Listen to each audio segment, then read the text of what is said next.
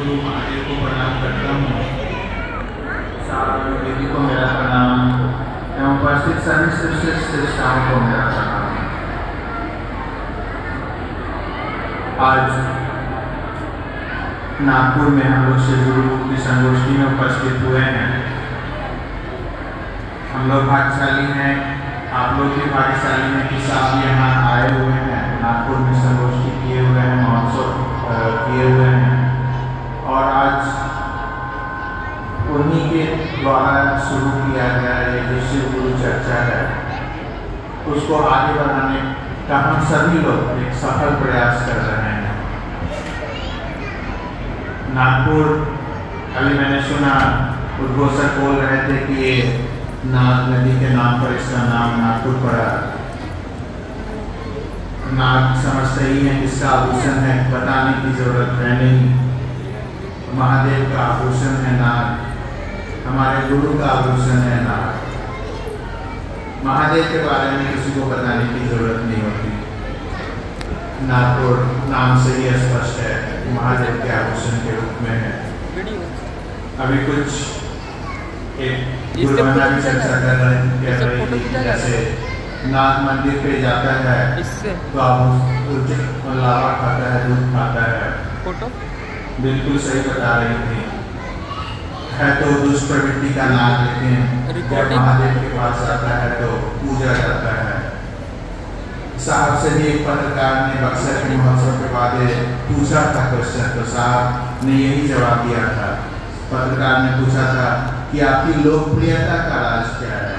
काफ़ी लोकप्रिय है, समझिए कहाँ से आप बिहार में रहते हैं और यहाँ हजारों किलोमीटर दूर, जहाँ आने में 2 दिन का समय लगता है, वहाँ से इतने लोग उनके बताए हुए मार्ग पर चल रहे हैं, शिव शिष्टा के मार्ग पे। कितने लोकप्रिय हैं साहब, बताने की जरूरत नहीं। तो उनकी लोकप्रियता का राज जानना चाह रहा था वहाँ का पत्रकार। तो उन्होंने बोला है कि किसी ने रास्ते के सांप को शिवलिंग पे रख दिया है और उस सांप को एहसास है कि मुझे किसी ने रखा है। ये बहुत इम्पोर्टेंट बात उन्होंने बोली कि सांप को रख तो दिया है किसी ने महादेव के शिवलिंग पे, लेकिन उस सांप को एहसास है कि उसको किसी ने रखा है, वो कौन रखा है, एक एहसास है। मतलब देखिए साहब की कृतज्ञता उस महादेव के बारे में। तो बोलते हैं कि महादेव ने रखा है उस सांप को वहाँ पे शिवलिंग पे और उसके प्रति वो कृतज्ञ है। ऐसा नहीं कि आज हमें कुछ मिल गया महादेव से, महादेव ने मेरा मदद किया। सबको अनुभूतियाँ होती रहती हैं, जो भी महादेव से जुड़े हैं, चाहे वो भक्त के रूप में जुड़ते हैं या शिष्य के रूप में जुड़ते हैं, सभी को, हर कोई को महादेव देते ही हैं। नाम ही है उनका अवघड़ दानी, बिना सोचे देते हैं। अभी एक शिष्य से बता रहे थे ना कि उनका किसी को अगर उम्र 1 साल है तो उसको 100 साल कर सकते हैं। महादेव ये नहीं देखते हैं कि ये ब्रह्मा के द्वारा बना हुआ है, 1 साल का उम्र, वो नहीं देखते। उनके पास जो भी जाएगा उसको कुछ न कुछ देंगे ही, बिना सोचे देते हैं। तो मिलता तो सबको है, शिव से सब कोई खाली हाथ वापस नहीं आता है, लेकिन कृतज्ञ होना ये बहुत बड़ी बात है। उस महादेव के प्रति कृतज्ञता, ये अगर आपको एहसास है, ये बहुत बड़ी बात है और हमें कृतज्ञ रहना चाहिए। अध्यात्म, ये जो आत्मा के तल का विज्ञान है अध्यात्म, इसमें कृतज्ञता बहुत जरूरी है। एहसान फरामोशी नहीं चलेगी। महादेव ने आपको दिया है, महादेव से अगर कुछ लेते हैं तो उसका आजीवन आप कृतज्ञ रहिए। साहब बराबर ये बात बोलते थे। तो चलिए शिष्य और गुरु, हम लोग थोड़ा सा महादेव को एक अलग रूप में हैं, तो दोनों एक ही, देवता भी हैं, गुरु भी हैं, लेकिन हम लोग उनके गुरु और शिष्य के रूप में बातें करने के लिए आज यहाँ बैठे हैं। तो हम लोग गुरु और शिष्य की बातें करेंगे। शिष्य शश धातु से बना है, संस्कृत का शश धातु होता है, जिसका मतलब होता है अनुशासित होने योग्य। तो जो अनुशासित होने योग्य है उसी को शिष्य कहते हैं। और हम लोग अगर शिव का शिष्य बनने चाहते हैं तो आपको अनुशासित होने योग्य होना होगा, तभी आप शिव के शिष्य बनेंगे। अनुशासन, महादेव का अनुशासन चलेगा, महादेव जो कहेंगे वैसा करना होगा। तो चलिए हम लोग महादेव के उस जगत गुरु के शिष्य बने, इसी पर आज बात करते हैं। कैसे शिष्य बना जाए, कैसे उस जगत गुरु महादेव का शिष्य बने, इसके लिए हम लोग आपस में अभी बात करने के लिए बैठे हैं और हम बात करेंगे। महादेव गुरु के बारे में सबसे पहले हमारे साहब ने बताया। साहब जब बचपन में थे तो उनको चमत्कार करने का बहुत शौक जगा, उनकी इच्छा हुई दूसरे को चमत्कार करते। बहुत लोग चमत्कार करते हैं। अगर आप देखेंगे भारत के इतिहास में तो लोग, विदेश के लोग भारत को एक चमत्कार के देश के रूप में जानते हैं।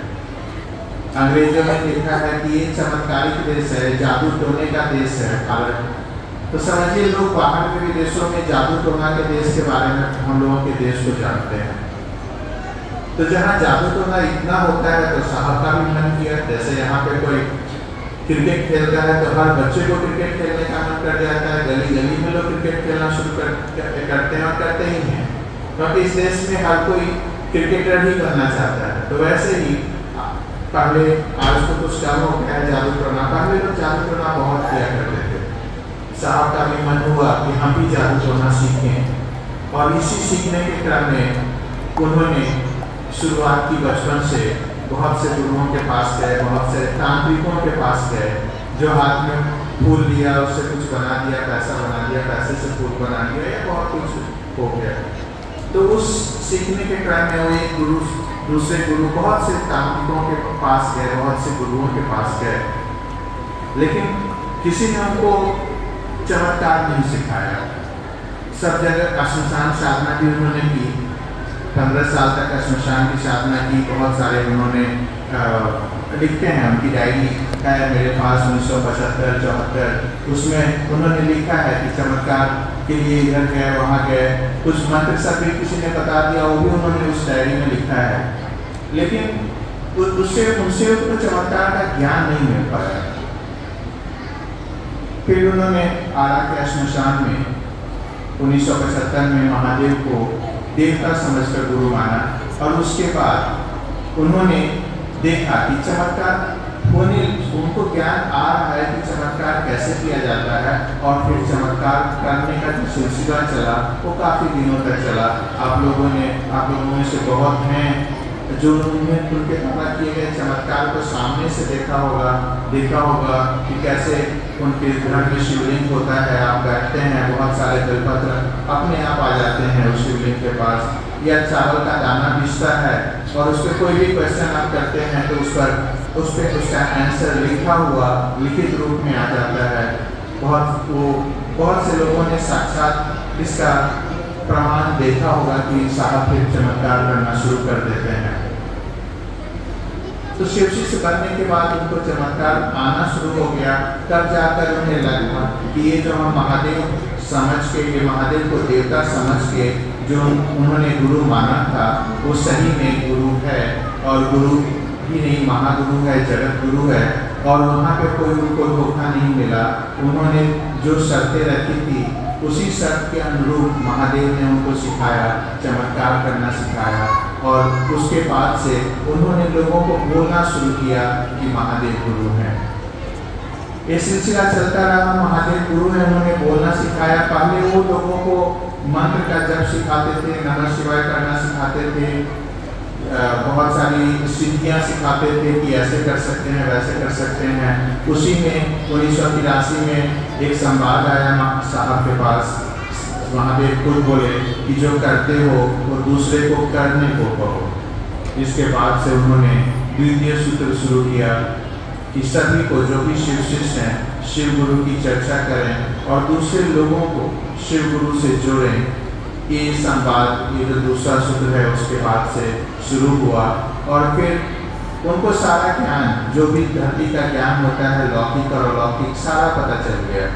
आप उनसे कुछ भी पूछ सकते थे, वो बता सकते थे, कुछ भी मांग सकते थे, वो आपको दे सकते थे, बिना पूछे वो आपके सवालों का जवाब दे सकते थे।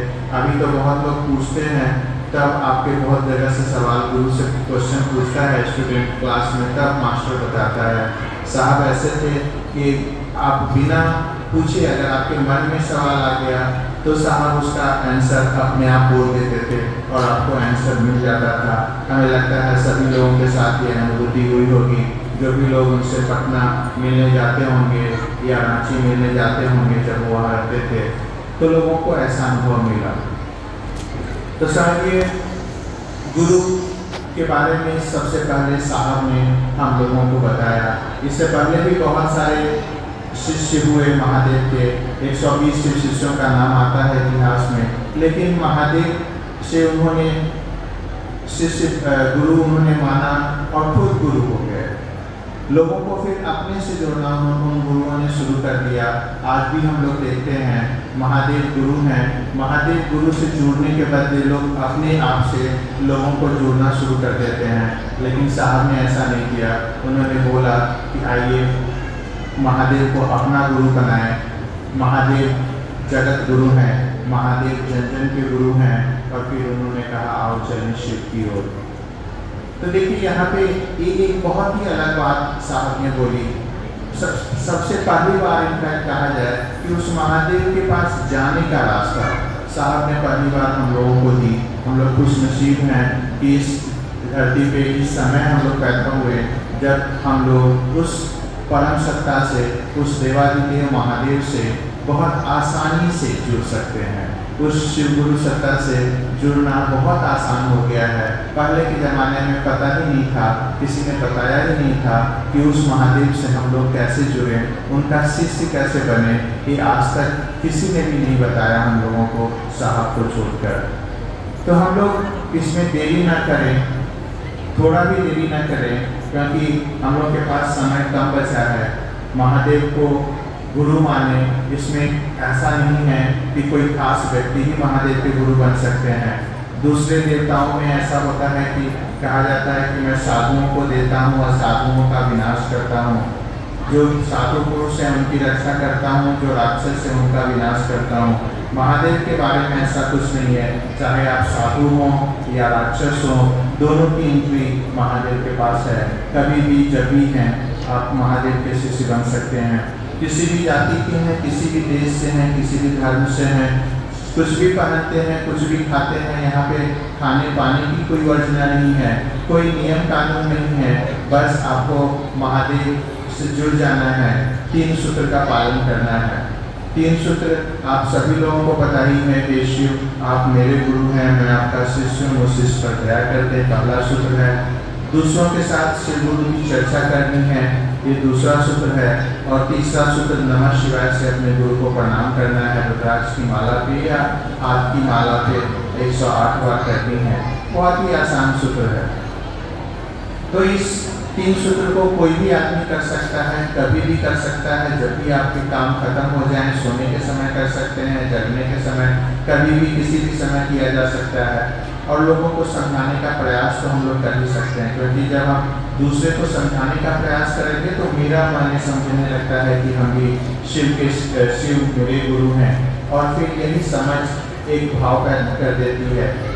कोई भी चीज़ करने से पहले हम लोग पहले इच्छा करते हैं। कोई भी काम, जैसे मकान भी बनाना हो तो सबसे पहले उसको कागज़ पर हम लोग उतारते हैं कि इसका मैप बनाते हैं, ऐसा होना चाहिए, इतना फीट लंबा, इतना फीट चौड़ा। तो वैसे ही हम लोगों के मन पे सबसे पहले बात आती है कि हमको महादेव का शिष्य बनना है। उसके बाद फिर उस पर क्रिया करते हैं, मकान के लिए ईंट लाते हैं, सीमेंट लाते हैं, उस पर काम शुरू करते हैं। तो वैसे ही ये तीनों सूत्र करते हैं, दया मांगते हैं, उनसे प्रणाम करते हैं, और फिर धीरे धीरे लोगों को बताते हैं। लोगों के बताने के क्रम में मन में भाव पैदा हो जाता है। भाव कहते हैं कि बहुत ज़्यादा इच्छा, कोई भी इच्छा अगर तेज हो जाती है तो उसको भाव कहते हैं। तो फिर वो भाव बन जाता है, हमारी इच्छाएं भाव में परिणत हो जाती है, और फिर हम शिव के शिष्य बनने लगते हैं। यहाँ इम्पोर्टेंट है भाव का होना। जब तक भाव नहीं होगा किसी भी रिश्ते में, चाहे दोस्ती का भाव हो या पिता पुत्र का भाव हो, या पति पत्नी का भाव हो, या चाचा भतीजा का भाव हो। साहब बहुत बार बोलते थे कि बगल के चाचा को प्रणाम करते हैं, लेकिन भाव रहता है कि बात नहीं करें, प्रणाम नहीं करें। तो वैसे प्रणाम का कोई मतलब नहीं होता है, भाव युक्त होना चाहिए। कोई भी रिश्ते में भाव होना चाहिए। अगर कोई भी रिश्ते में भाव अगर नहीं है तो उस रिश्ते का कोई मतलब नहीं है। इसीलिए शिव की शिष्यता में साहब ने अपनी शिष्यानुभूति में एक ही चीज़ अनिवार्य लिखा है, एक ही चीज़ कंपल्सरी लिखा है कि आपका गुरु का शिष्य भाव होना अनिवार्य है। और किसी चीज़ को अनिवार्य नहीं लिखा है। आप कुछ भी चीज़ खाते हैं, कुछ भी 3 सूत्रों को भी अनिवार्य नहीं लिखा है साहब ने। ये 3 सूत्र आप अवश्य करना ही करना है, लेकिन शिष्य भाव को साहब ने लिखा है 3 सूत्र शिष्यानुभूति में कि शिष्य भाव, अस्थायी शिष्य भाव अनिवार्य है और अस्थायी होना चाहिए। ये नहीं कि आज हम लोग शिव गुरु की इस चर्चा में बैठे हैं तो हम शिष्य भाव है और कल हम अपने चले गए घर या कहीं और चले गए, अपने काम में लग गए तो फिर वो भाव हमसे गायब हो गया। ऐसा नहीं, अस्थायी शिष्य भाव रहना चाहिए। जैसे आपके चप्पल जब से खरीदते हैं आपके पैर में रहता है, हमेशा भाव रहता है वही मेरा चप्पल है, ये मेरा कपड़ा है, ये मेरी चूड़ी है, या मेरा कुछ भी सामान है, ग्लास है, आपके घर के ग्लास अगर किसी पड़ोसी के यहाँ चला जाता होगा तो आप पहचान लेते हैं कि मेरा ये ग्लास है। तो भाव रहता है कि मुझे वापस मिल जाए, मेरा कोई भी घर का सामान है वो वापस मुझे मिल जाए। तो वैसे ही शिष्य भाव जो है वो हमेशा पता होना चाहिए कि ये मेरा है, शिव मेरे हैं, ये शिव मेरे गुरु हैं, ऐसा भाव होना चाहिए। तो फिर आपको शिव शिष्यता में कोई दिक्कत नहीं होगी, आप शिव से जुड़े रहेंगे। भाव जब खत्म हो जाएगा तो फिर आप शिव शिष्य नहीं रहेंगे। इसलिए अस्थायी शिष्य भाव का होना बहुत जरूरी है। चाहे कहीं भी रहें, ठीक है, हम अपने काम में बिजी हैं, लेकिन मन की बात को पकड़ा रहे कि मैं महादेव का चेला हूँ। बस इतनी ही समझ हो जाए और किसी समझ की जरूरत नहीं है। जैसे समझ आपको अपने चप्पल के प्रति हो जाती है कि ये मेरा चप्पल है। अभी सब लोग चप्पल खोल के बैठे हैं, लेकिन इतनी भीड़ में भी, हजारों की भीड़ में आप अपने चप्पल, मेरा चप्पल कौन सा है पहचान लेंगे। वैसे ही ये हजारों की भीड़ है दुनिया में, एक मेरा गुरु कौन है, अगर इतना आपके मन में है कि ये मेरा गुरु महादेव है, यही काफ़ी है। इसके सिवाय और किसी चीज़ की जरूरत नहीं है। जैसे आप अपने स्कूल जाते हैं बच्चे को लेने के लिए, अपने बच्चे को दूर से ही पहचान जाते हैं कि अच्छा मेरा बच्चा वो आ रहा है स्कूल से, सब एक ही ड्रेस में होते हैं, अपने बच्चे को पहचान लेते हैं। तो वैसे ही यहाँ पे बहुत भीड़ है, बहुत सारे गुरु हैं इस जगत में, आपको दिखते ही होंगे। महादेव गुरु बस आपको पहचान में आ जाए कि मेरा गुरु महादेव है, बस इतना ही चाहिए। इसमें कोई साधना की जरूरत नहीं है। साहब तो कहते हैं महादेव पर विश्वास की भी जरूरत नहीं है। आपको महादेव पर विश्वास करने की भी जरूरत नहीं है। कोई सी साधना, पूजा, आराधना किसी की जरूरत नहीं है। बस आपके प्रति ये भाव हो जाए कि सिर्फ मेरा गुरु है, इसी से काम हो जाएगा और किसी चीज़ की जरूरत नहीं है। साहब कहते हैं कि किसी भी महारुद्राभिषेक या जो भी हम लोग करते हैं, शिव की पूजा अर्चना करते हैं, शिव की आरती करते हैं, उससे कहीं बढ़कर है शिव गुरु की चर्चा।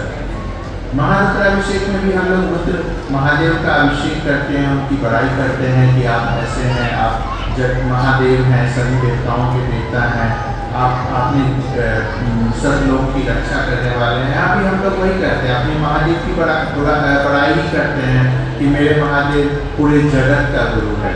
मेरा महादेव ही ऐसा था जो उस जहर को पिया था जिस जहर को दुनिया के कोई भी देवता नहीं पी पाए थे।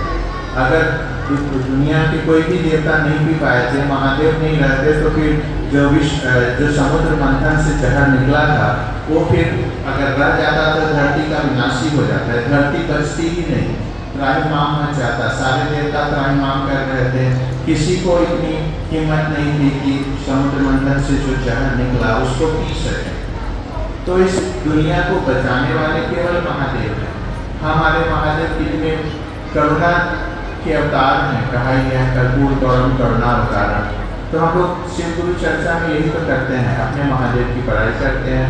मेरा गुरु जगत गुरु है, सबसे जगत का सबसे बड़ा गुरु है, उससे बड़ा गुरु दुनिया में कोई नहीं है।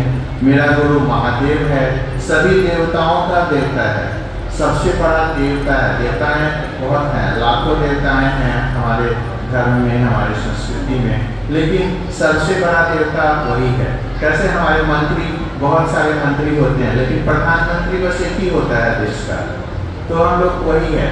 देवता बहुत सारे हैं, लेकिन महादेव एक ही है, आदि गुरु वही है, वैद्यनाथ वही है। मतलब डॉक्टर बहुत है दुनिया में, लेकिन जब आएगी वैद्यनाथ का नाम तो वो एक ही का नाम है, वैद्यनाथ। तो सबसे बड़े डॉक्टरों के भी डॉक्टर हैं, हम लोग डॉक्टर हैं, किसी का इलाज करते हैं, लेकिन हम लोगों से भी सबसे बड़ा डॉक्टर, हम लोगों को भी जब जरूरत होती है तो वही डॉक्टर काम आते हैं, क्योंकि डॉक्टरों का भी डॉक्टर है, वैद्यनाथ कहा ही गया है।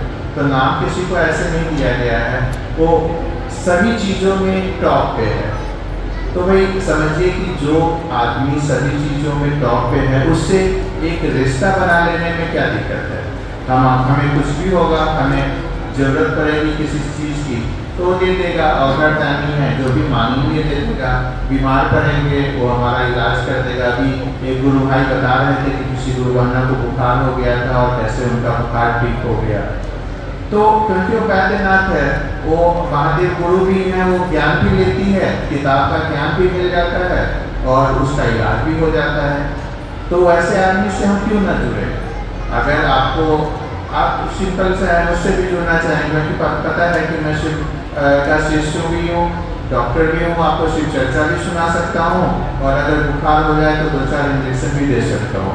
आप लोग फायदा ही फायदा है। तो लोग तो लेकिन इससे ज़्यादा नहीं हो सकता। अगर आप कहेंगे कि हमको गंगा नदी दे दो तो गंगा नदी महादेव ही दे सकते हैं। समझ रहे ना, किसी की मृत्यु हो जाए, अब उसको कहिएगा मुझे बचा लेने को, तो वो मेरे से संभव नहीं है। वो महामृत्यु महादेवी, किसी की मृत्यु हो भी जाती है और उसको बचाने का काम महादेवी कर सकता है। तो क्योंकि उसको कहा ही गया महामृत्युंजय, जिसको मृत्यु पर विजय प्राप्त हो। तो समझिए वो कैसा आदमी है। तो उस महादेव से, उस महामृत्युंजय से, उस महाकाल से, जहाँ बगल में कुछ 200 किलोमीटर पे उज्जैन भी है, महाकाल की नदी भी बगल में है, काल भी है, जिससे काल भी डरता है, और महाकाल महादेव को कहा गया है, जिससे काल को भी डर लगता है। तो उसको महाकाल भी है, काल भी भयभीत होता है, काल भी कुछ नहीं कर पाता है उनके सामने। तो समझिए वो महाकाल भी है, महामृत्युंजय भी है, सब कुछ वही है, एक ही आदमी वो सारा पोस्ट, सब पोस्ट के टॉप पे है। तो उस आदमी से क्यों ना एक रिश्ता बना ले। हम लोग रिश्ता बनाते हैं कभी कभी, कोई आता है, कोई MP आते हैं, कोई कुछ होता है, कोई मिनिस्टर होता है, कोई सबसे हम लोग रिश्ता बनाते रहते हैं कि कभी काम आएगा। कोई डॉक्टर है, कोई इंजीनियर है, कोई प्रोफेसर है। हम लोग अपने जीवन में कम से कम 50 लोगों से रिश्ता बनाते हैं। घर के लोग तो रिश्तेदार होते ही हैं, लेकिन आसपास के मोहल्ले के पड़ोसी, वो लोग भी रिश्ता हम लोग बनाते हैं इस लौकिक जगत में। तो इस लौकिक जगत में हम लोग एक रिश्ता और बना ले, उस महादेव से रिश्ता बना ले, उस जगत गुरु से रिश्ता बना ले, उस महामृत्युंजय से रिश्ता बना ले। और रिश्ता बनाना बहुत आसान है, एक पैसा तो खर्च नहीं होता है इस रिश्ता बनाने में। हमसे रिश्ता बनाना होगा तो आपको फ़ोन लगाना होगा, एक फ़ोन खरीदना होगा, फ़ोन का पैसा भी लगेगा, बात करते रहिएगा तो थोड़ा रिश्ता बनेगा। लेकिन उस महादेव के पास तो कोई फ़ोन करने की भी ज़रूरत नहीं है, बस मन में भाव देना है कि हे शिव आप मेरे गुरु हैं। जैसा भाव एक गुरुवन्ना ने दी थी कि भाई हमसे तो पानी भी नहीं पिया जा रहा है, लगता है हम मर जाएंगे बुखार से, कोई पानी पिला दे। बस एक भाव आया और उसको पानी मिल गया, पानी पिला दिया गया। देखिए कोई पैसा का खर्च नहीं है यहाँ पे। महादेव का शिष्य बनने के लिए 1 रुपया नहीं खर्चा है इस यहाँ, क्योंकि आप दीक्षा किसको दीजिएगा, मतलब आप उसको गुरु दक्षिणा कहाँ दीजिएगा। महादेव को गुरु दक्षिणा बस जो है वो कृतज्ञता चाहिए। साहब बोलते हैं कि महादेव की जो गुरु दक्षिणा है, हम लोग शिव शिष्य अगर बनते हैं तो अपने गुरु को क्या दे सकते हैं, तो कृतज्ञता ही गुरु दक्षिणा है। साहब ने आओ चले शिव की ओर में लिखा है कि हम लोग का कृतज्ञ होना ही गुरु दक्षिणा है। तो हम लोग महादेव को दे भी नहीं कुछ सकते हैं, बस कृतज्ञता देना है, हम उनके एहसान को भूले नहीं, यही उनका गुरु दक्षिणा है। तो कुछ पैसे का खर्च है नहीं यहाँ पे शिव गुरु का शिष्य बनने में, तो लोगों को प्रॉब्लम कुछ नहीं होनी चाहिए। अभी तक जो लोग शिव शिष्य नहीं बने हैं उनको बन जाना चाहिए, कहीं जाने की जरूरत नहीं। हाँ, कोई महोत्सव होता है, कोई संगोष्ठी होती है 2 साल 5 साल पे, तो उसमें खर्चा होता है, जो माइक का है या वो है, रूम का खर्चा है कहीं, क्योंकि एक जगह पे सब लोग बैठेंगे तो उसका जो भाड़ा है वो हम लोग देते हैं, सब लोग देते हैं। तो बाकी तो कोई खर्च इसमें एक आदमी को शिष्य बनने में कोई खर्चा नहीं है, कहीं जाने की ज़रूरत नहीं है, कहीं से भी आप शेड्यूल चर्चा कर सकते हैं। आपके घर में कोई गेस्ट आते हैं, आपके बगल के पड़ोस के लोग हैं, तो रोज़ में कुछ न कुछ आदमी से मिलते हैं, उनको बता देना है। दूसरा सूत्र ऐसे ही हो जाएगा। पहला और तीसरा तो खुद ही करना है, जब आपको समय मिले मन से भाव देना है, जैसे किसी को भी भाव देते हैं। तो बहुत ही आसान सा चीज़ है, बहुत सा इसमें इससे आसान और कुछ नहीं हो सकता है। और याद रखिए कि यही एकमात्र विकल्प है, सिर्फ की शिष्यता ही अभी के परिवेश में एकमात्र विकल्प है। हमारे पास उतनी शक्ति नहीं है रावण जैसी कि हजारों साल तक तपस्या कर सकते हैं, उतनी आयु नहीं है। हमारे पास उतनी शक्ति नहीं है कि हम भगवान को प्रसन्न कर सकते हैं। एक आदमी भाई भाई में तो प्यार होता नहीं है, लोग दुश्मन हो जाते हैं। उस महादेव से हमें कहाँ से प्यार होगा? हमारे पास वैसी न उतनी शक्ति है कि हम किसी से महादेव से प्यार कर सकें, क्योंकि भक्ति तभी सफल होती है, महादेव तभी खुश होते हैं जब उनसे भक्ति से खुश होते हैं। अगर उनको आप प्यार दे दिए तब खुश होंगे। कहा गया है कि स्वयं पार्वती को महादेव को खुश करने के लिए 10,000 साल आग के पास तपस्या करनी पड़ी थी, तब महादेव जाके पार्वती से अपनी पत्नी से खुश हुए थे। तो समझिए कि जो आदमी अपनी पत्नी से 10 साल में खुश हुआ है, हम लोगों के नकारे से पता नहीं कितने हजारों साल में वो खुश होंगे, और तब वो कहीं कुछ वरदान देते। यहाँ तो हम लोग के पास समय नहीं है, न उतनी शक्ति है, तो ये कोई विकल्प नहीं है। शिव की शिष्यता के अलावा हमारे पास दुनिया में कोई विकल्प नहीं है अपने जीवन को अच्छा करने के लिए। हम लोग मनुष्य हैं, तो हम लोगों को गुरु की जरूरत है ही। कोई अगर ये कहे कि हमें गुरु की जरूरत नहीं है, हम क्यों गुरु बनाएं अपने जीवन में, तो वो गलत है। क्योंकि हम लोग शुरू से जब से जन्म लेते हैं, हम जब लोग जन्म लेते हैं हमें खाना पीना भी नहीं आता है, पानी पीने भी नहीं आता है, चलना तक नहीं आता है, दुर्घटना तक भी नहीं आता है जन्म के समय। जानवरों में ऐसी बात नहीं होती है, वो जन्म के साथ ही चलना फिरना खाना शुरू कर देता है। लेकिन हम लोग मनुष्य हैं, हम लोगों को गुरु की जरूरत जन्म के साथ ही पड़ने लगती है। जब हम लोग जन्म लेते हैं तो कोई हमको खाना खिलाता है, उसके बाद चलना सिखाता है, कुछ महीने बाद तब हम लोग इस धरती पर चल पाते हैं। गुरु की जरूरत हम लोग को शुरू से ही होती है, जन्म के साथ ही। इसलिए कोई अगर कहेंगे कि हमें गुरु की क्या जरूरत है, तो ऐसा नहीं है। तो हम लोग को गुरु, इसीलिए हम लोग को जब जन्म होते हैं माता पिता सबसे पहले स्कूल भेजते हैं ज्ञान लेने के लिए। सबसे पहले काम पर नहीं लगाते हैं कि चलो जाओ जॉब करो और पैसा कमाओ। सबसे पहले ज्ञान लेने के लिए स्कूल में 3 साल के बाद नर्सरी में नाम लिखाया जाता है, जब चलना हम लोग सीख लेते हैं कि पहले ज्ञान लो। तो इसीलिए हम लोग मनुष्य जो है, मानव के शरीर जो है, उसमें सबसे पहले ज्ञान की जरूरत होती है। तो हम लोग ज्ञान लें, क्योंकि ज्ञान की जरूरत है। ज्ञान अगर हम लेते हैं तो समझिए कि हम लोग एक पहले जब नहीं था मोबाइल का ज़माना, तो टेलीफोन करने किसी घर पे जाया करते थे। हम लोग को ज्ञान आया, टेलीफोन आ गया कि हवाई जहाज़ से उठते हैं, तो ज्ञान आया तभी हम लोग सुख सुविधाएँ महसूस होती हैं, हम सुविधाएँ प्राप्त कर रहे हैं। अगर ज्ञान नहीं होता, साइंटिस्ट को ज्ञान नहीं होता कि यहाँ से चांद पे कैसे जाया जाए, तो फिर हम लोग कोई चांद पे नहीं जाता, मंगल ग्रह पे नहीं जाता। ज्ञान है तभी हम लोग मंगल ग्रह या चांद पर जा पाते हैं। इसलिए ज्ञान बहुत जरूरी है। तो ज्ञान के बिना दुनिया में कुछ नहीं है, अंधकार है। इसीलिए ज्ञान पर बहुत ध्यान देना चाहिए, हम लोग को ज्ञान लेना चाहिए, सबको ज्ञान लेना चाहिए। ज्ञान लिखी हुई है पुस्तकों में, बहुत सारी पुस्तकें लिखी हुई जो केवल ज्ञान ही देती हैं। वेद में, उपनिषद में, हमारे भारत के इतिहास में बहुत सारे ग्रंथ लिखे गए हैं, बहुत सी अच्छी अच्छी किताबें लिखी हुई हैं। लेकिन उस किताब को पढ़ के कितने लोग पढ़ पाते हैं, कितने लोग पढ़ के अमल कर पाते हैं।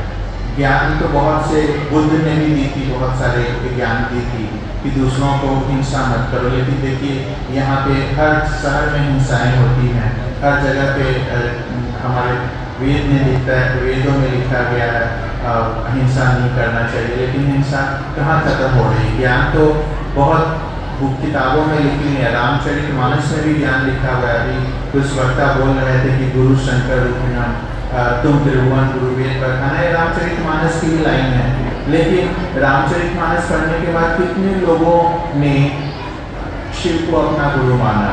क्वेश्चन यहाँ पे आता है। साहब श्री नवीनानंद से पहले 300 साल पहले रामचरितमानस लिखा राम गोस्वामी तुलसीदास ने।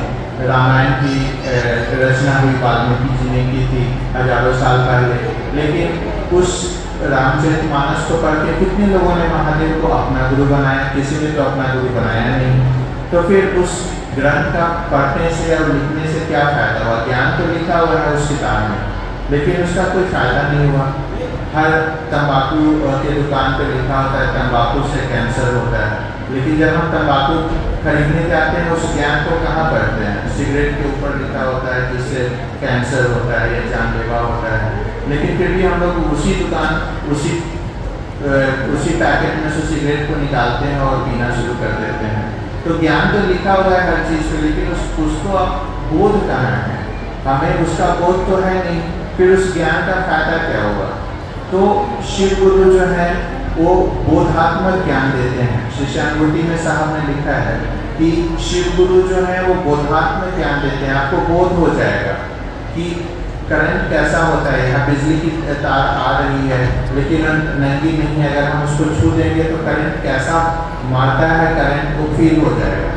तो वैसे ही तब पता चल जाएगा कि आपको ये तार नहीं छूना चाहिए, नंगा तार नहीं छूना चाहिए, तब आपको बोध आ जाएगा। ऐसे आप घर में रहते हैं, बहुत सारे लोग जो करंट का पता नहीं है, कभी करंट एक दिन लगा उसके बाद आपको एहसास हो गया होगा कि ये कितना खतरनाक चीज़ है। तो वही है, महादेव गुरु शिव को बोधात्मक ज्ञान देते हैं। ऐसा ज्ञान कोई और गुरु नहीं देता है, इससे अच्छा गुरु कोई नहीं है। ये बात आप ध्यान में रखें। और सबसे बड़ी बात जो होती है हम लोग का कर्मफल। हम लोग सभी एक जो दुनिया है ना वो कर्मफल पे चलती है, इसका एक विज्ञान है। तभी किसी का कर्मफल अच्छा होता है, वो खुश रहता है, किसी का बुरा होता है, वो दुखी होता है। जीवन में सुख और दुख आते रहते हैं। लेकिन साहब ने लिखा कि अगर आपके कर्मफल को अगर मिटाना है, आपके बुरे कर्मफल को अगर मिटाना है, दुखों को आप मिटाना चाहते हैं, तो नमः शिवाय का भावयुक्त मंत्र आप करेंगे तो ये जो पूर्व के जो आपके कर्मफल हैं वो कटेंगे। तो इसीलिए ये उन्होंने अपने बुक आओ चले शिव की ओर में लिखा है कि अगर आपके शिव गुरु की दया, ये भी उन्होंने लिखा है, तो शिव गुरु की दया और नमः शिवाय का भावयुक्त मनन आपके कर्म बंधनों को तोड़ता है। तो अगर आप दुखी तो हैं ही, सब लोग दुखी होते हैं, ऐसा नहीं है कि किसी आदमी को दुखी नहीं होता है या किसी को कष्ट नहीं है। सब लोगों के किसी से भी पूछिएगा तो समस्याएं अनंत है। तो अगर उन समस्याओं से आपको अगर निकलना है और निकाल सकते हैं कोई आपको कर्म से, तो महादेव गुरु की दया और नमः शिवाय का भावयुक्त मनन ही आपको पूर्व के कर्मफल को कम कर सकता है। इसका आप लोग ध्यान रखेंगे। साहब ने अपनी बुक में लिखा है, बहुत सी अच्छी अच्छी चीज़ें आवने और चले शिव की ओर में लिखा है। उन्होंने लिखा है कि हमारे इस शिव गुरु की चर्चा में बहुत से गुरु भाई एवं गुरु बहनों ने साथ दिया है। मैं उनका हमेशा आभारी रहूँगा। स्पेशली जो गुरु बहनाएँ हैं, उन्होंने अथक प्रयास किया है और मैं उनका आजीवन ऋणी रहूँगा और ऋणी हूँ भी। ऐसी बातें, बहुत सी अच्छी अच्छी बातें आप लोग जब पढ़ेंगे तो आप लोगों के लिए साहब ने लिखा है, गुरु बहनाओं के लिए और गुरु भाइयों के लिए सबको किताब पढ़नी चाहिए। और साहब से वो जो ज्ञान है जो महादेव ने उनको दिखाया था लॉकडाउन में, उनको उसको ज़रूर पढ़ना चाहिए। मैं उन्हीं की बातें जो कुछ कुछ हैं मैं आपको बता पाया हूँ, लेकिन वो जो किताब है उसमें सारी बातें जो साहब बोलना चाहते थे, साहब का क्या कॉन्सेप्ट है शिव गुरु चर्चा के बारे में, उस किताब में साहब ने सब कुछ लिख दिया है। उससे ज़्यादा कुछ भी समझने की ज़रूरत नहीं है, उससे ज़्यादा कुछ जानने की ज़रूरत नहीं है। मैं कहूँगा कि आप सब लोग उस किताब को पढ़ें और शिव के प्रति अपना अस्थाई गुरु भाव, शिष्य भाव हमेशा कायम रखें। इतना ही कहकर मैं आप सभी को प्रणाम करता हूँ।